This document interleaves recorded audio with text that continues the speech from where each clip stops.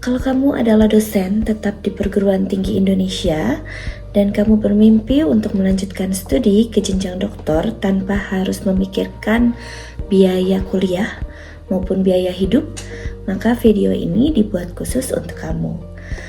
Pemerintah melalui Kementerian Pendidikan Tinggi, Sains dan Teknologi menyediakan beasiswa penuh yang bernama BPDDI. Dan di video ini saya akan menjelaskan semuanya secara lengkap, mulai dari syarat, dokumen yang harus disiapkan, tahapan seleksi, hingga tips agar peluang lolos kamu semakin besar. Nah, sebelum kita masuk ke pembahasan, perkenalkan, nama saya Rina Nurudi Ramdhani. Saya sendiri adalah penerima beasiswa doktoral dari beasiswa ini, sehingga apa yang saya sampaikan di video ini bukan hanya teori, melainkan juga berdasarkan pengalaman saya sendiri ketika melewati proses pendaftaran dan seleksi beasiswa. Oleh karena itu, simak video ini sampai selesai karena di bagian akhir saya akan membagikan tips yang menurut saya paling menentukan kelulusan. Nah, jadi apa sih sebenarnya beasiswa BPDDI itu? BPPDI adalah singkatan dari Beasiswa Program Doktor untuk Dosen Indonesia, yaitu beasiswa yang diberikan kepada dosen pada perguruan tinggi di bawah koordinasi Kementerian Pendidikan Tinggi, Sains dan Teknologi atau yang biasa disebut dengan Kemendikti-Saintek. Beasiswa ini dikelola oleh PPAPT atau Pusat Pembiayaan dan Asesmen Pendidikan Tinggi, yang mana dananya bersumber langsung dari APBN. Sehingga program ini merupakan program resmi pemerintah yang berkelanjutan dari tahun ke tahun. Nah, yang menarik adalah beasiswa ini terbuka baik untuk dosen perguruan tinggi negeri maupun dosen di perguruan tinggi swasta, asalkan perguruan tinggi tersebut berada di bawah koordinasi Kemdikti-Saintek.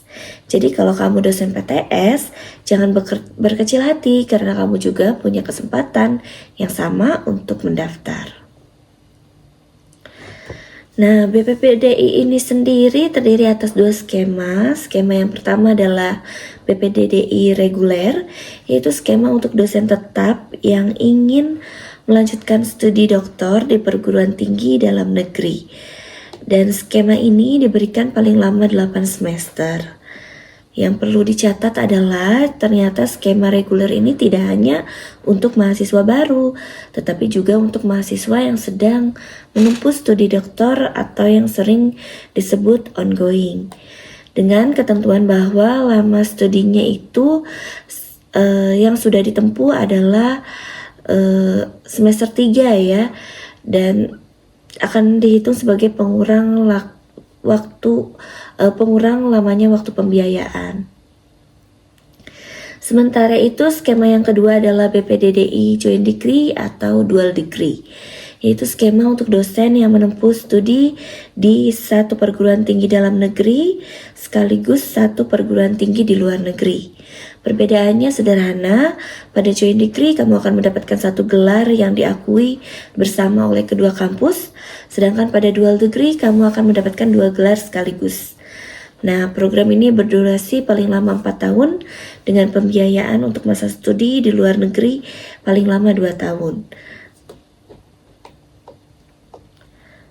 Oke, sekarang mari kita bahas pertanyaan yang paling sering ditanyakan, yaitu apa saja sih yang ditanggung oleh beasiswa ini? Secara garis besar, komponen pembiayaan BPDDI terbagi menjadi 2, yaitu bantuan biaya pendidikan dan bantuan biaya pendukung. Untuk biaya pendidikan, beasiswa ini mencakup dana SPP atau tuition fee, kemudian dana pendaftaran, dana bantuan penelitian disertasi, dan bahkan dana insentif untuk publikasi di jurnal internasional. Artinya, ketika nanti kamu berhasil menerbitkan artikel di jurnal internasional, kamu juga akan mendapat insentif tambahan. Selanjutnya, untuk biaya pendukung, beasiswa ini mencakup dana transportasi, dana kedatangan, dana hidup bulanan, serta dana keadaan darurat atau force majeure. Khusus untuk skema joint degree dan dual degree. Ada tambahan juga dana aplikasi visa dan juga dana asuransi kesehatan, karena kamu akan menghabiskan sebagian masa studi di luar negeri. Selain itu, ada satu hal yang menurut saya sangat baik dari program ini, yaitu bahwa pendaftar penyandang disabilitas juga dapat memperoleh tambahan biaya pendukung, termasuk dana tunjangan dan transportasi bagi pendampingnya. Namun demikian, kamu juga perlu tahu bahwa ada biaya yang tidak ditanggung, misalnya biaya wisuda, biaya asrama, biaya jasa alma mater, serta biaya-biaya yang bersifat pribadi. Oleh karena itu, tetap siapkan dana pribadi untuk keperluan-keperluan tersebut. Dan juga, dan juga ada dana living allowance untuk keluarga. Bagi bapak ibu yang sudah berkeluarga, nah itu di beasiswa ini tidak mendapat living allowance untuk keluarga seperti suami, istri, ataupun anaknya. Oke, setelah mengetahui apa saja yang dibiayai, sekarang kita masuk ke bagian yang paling penting, yaitu persyaratan pendaftaran. Jadi persyaratan ini terbagi menjadi persyaratan umum dan persyaratan khusus, dan saya akan menjelaskan keduanya satu persatu. Untuk persyaratan umum sendiri, pertama, kamu harus berstatus sebagai dosen tetap pada perguruan tinggi di bawah koordinasi Kemdikti-Saintek, memiliki UPTK, dan terdaftar di PD Dikti. Jadi sebelum mendaftar, pastikan terlebih dahulu bahwa data kamu di PD Dikti itu sudah benar dan aktif. Kedua, kamu adalah warga negara Indonesia yang dibuktikan dengan KTP, kartu keluarga, atau paspor. Ketiga, ada batasan usia yang perlu diperhatikan. Apabila kamu akan studi penuh tanpa melaksanakan tugas sebagai dosen, maka usia maksimalnya lebih muda. Sedangkan apabila kamu tetap melaksanakan tugas jabatan sebagai dosen selama studi, batas usianya lebih longgar. Karena angka batas usia ini dapat disesuaikan setiap tahunnya, selalu cek buku panduan tahun berjalan di laman resminya. Kemudian selanjutnya kamu harus sudah diterima di kelas reguler pada program studi dan perguruan tinggi tujuan yang sesuai dengan skema beasiswa ini. Jadi selain itu memiliki ijazah dan transkrip dari jenjang sebelumnya, jenjang magister, serta melampirkan surat keterangan sehat dan bebas narkoba yang masih berlaku. Selain itu, kamu juga harus menandatangani surat pernyataan pendaftaran sesuai format resmi yang dikeluarkan oleh panduan ini, kemudian bersedia tidak menerima beasiswa lain dengan komponen pendanaan yang sama alias tidak double funding.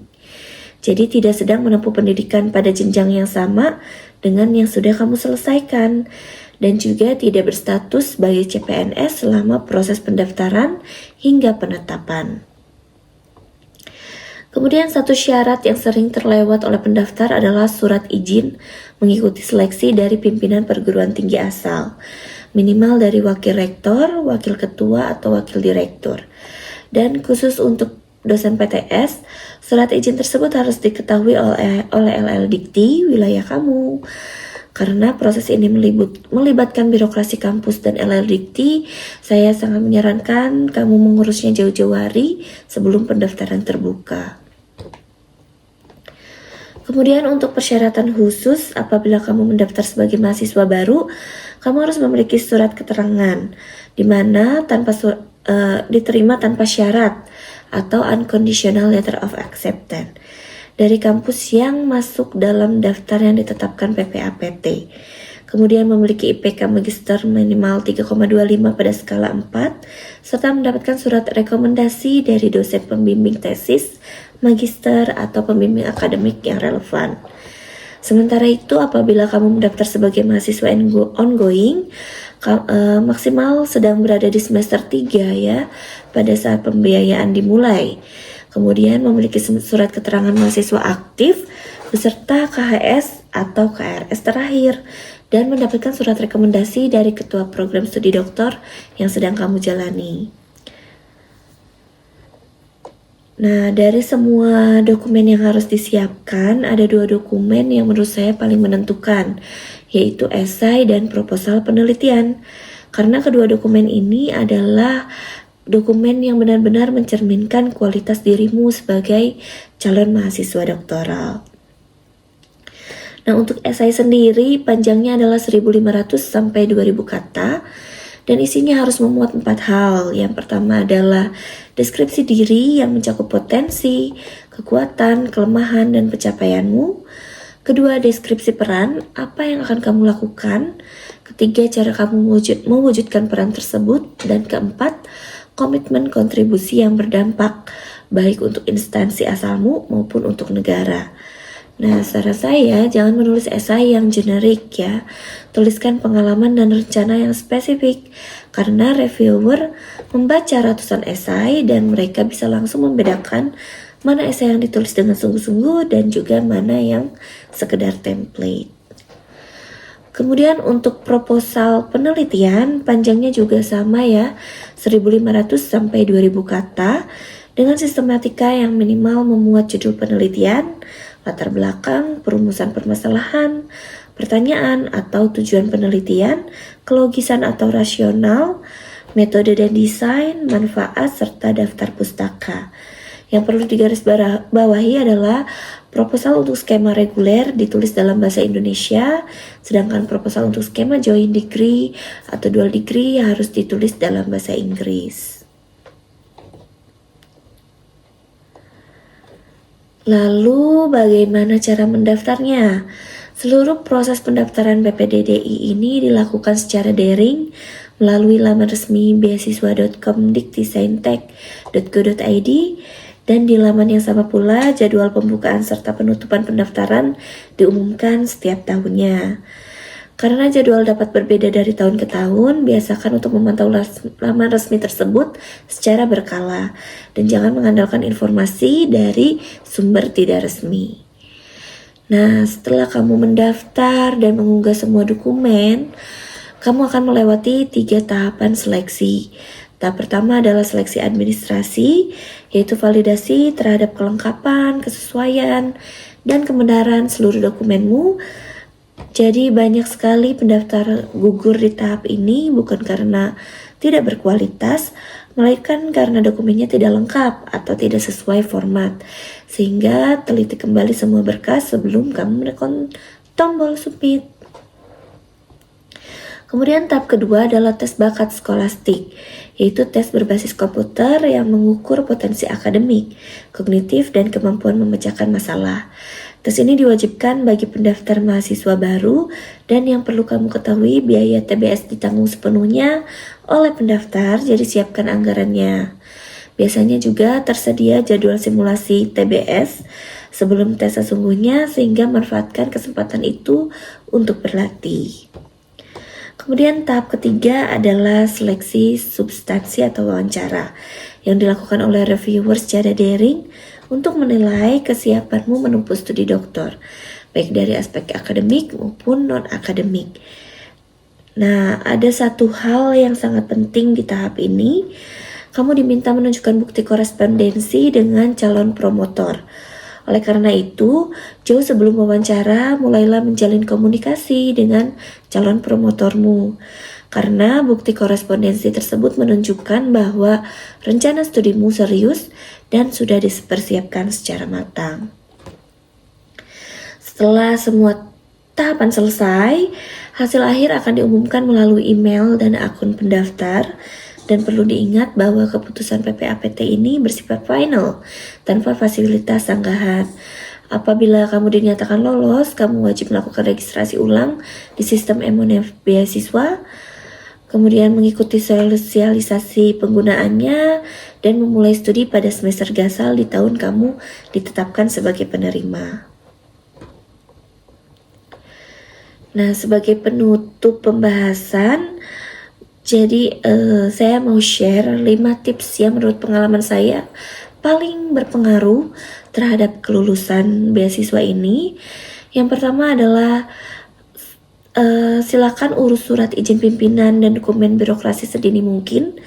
Karena proses tanda tangan pejabat kampus apalagi jika harus diketahui LL Dikti bisa memakan waktu berminggu-minggu. Sementara masa pendaftaran biasanya itu hanya dibuka beberapa pekan saja. Kemudian tips kedua adalah kejar LOA unconditional dari jauh-jauh hari. Karena tanpa surat keterangan diterima tanpa syarat, kamu bahkan tidak bisa lolos seleksi administrasi. Pastikan juga program studi dan kampus tujuanmu ada dalam daftar resmi yang ditetapkan PPAPT yang bisa kamu cek di laman informasi beasiswa. Nah, kemudian tips ketiga adalah tulis esai dan proposal dengan spesifik dan jujur. Hubungkan rencana penelitianmu dengan kebutuhan nyata di kampus asalmu dan kontribusi yang bisa kamu berikan untuk Indonesia. Karena komitmen kontribusi ini memang menjadi salah satu poin yang dinilai secara eksplisit. Kemudian tips keempat, jalin komunikasi dengan calon promotor sejak awal dan simpan seluruh korespondensinya dengan rapi. Karena bukti korespondensi ini atau komunikasi ini akan diminta pada tahap wawancara. Dan di tips kelima, jangan menunda pendaftaran sampai hari-hari terakhir. Karena laman pendaftaran biasanya sangat padat menjelang penutupan. Dan kamu tidak ingin gagal hanya karena kendala teknis di menit terakhir. Nah, demikianlah panduan lengkap beasiswa program dokter untuk dosen Indonesia. Karena jadwal pendaftaran, batas usia, dan beberapa ketentuan teknis dapat berubah setiap tahunnya, selalu jadikan buku panduan resmi tahun berjalan di laman beasiswa.kemdiktistintek.go.id sebagai rujukan utamamu ya. Dan anggap video ini sebagai peta besarnya saja. Jadi kalau video ini bermanfaat, tolong bagikan kepada rekan-rekan dosen di kampusmu yang sedang mempertimbangkan studi lanjut, karena bisa jadi video ini adalah informasi yang selama ini mereka cari. Apabila ada pertanyaan, tulis di kolom komentar dan saya akan berusaha menjawab semuanya. Jangan lupa juga untuk subscribe, karena di channel ini saya membagikan perjalanan studi doktoral saya berserta tips-tips beasiswa lainnya. Sampai jumpa di video selanjutnya dan semoga berhasil dengan pendaftaranmu. Bye-bye.